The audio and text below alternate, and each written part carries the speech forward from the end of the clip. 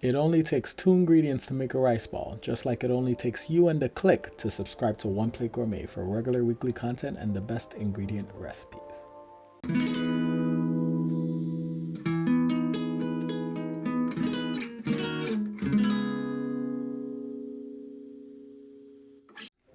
Welcome back to One Plate Gourmet. Now, let's just relax today and make a relatively easy dish made from just rice and seaweed.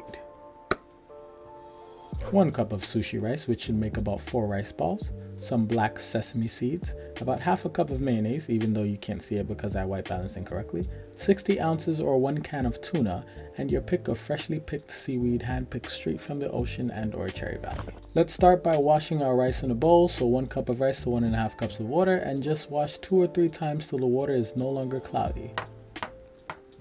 Like so, and place in a rice cooker till done. While we wait, let's mix in a bowl our tuna and mayo to create this filling for our rice ball. Let's call it tuna mayo. Now that our rice is cooked and cooled down, dip the palm of your hands in salt water so your hands don't stick as we now begin forming the rice balls.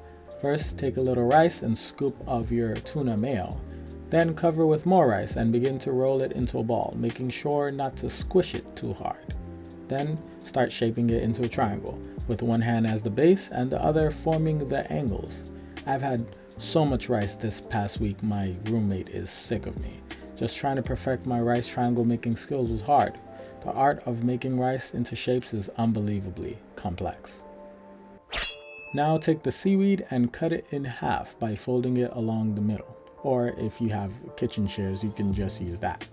Place the seaweed at the base of the rice, rough side on the rice, and watch it stick like magic. Do this for the rest of your rice balls and voila, you have just mastered the art of onigiri.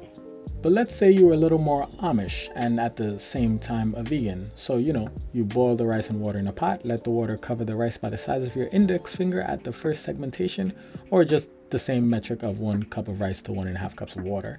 Bring it to a boil with the rice doing a little dance, and then simmer with the lid on.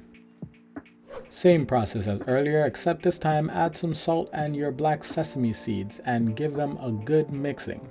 Take as much time as you need doing this, and if you mess up, you can always try again. What's 1 more cup of rice? Am I right? And there you have it.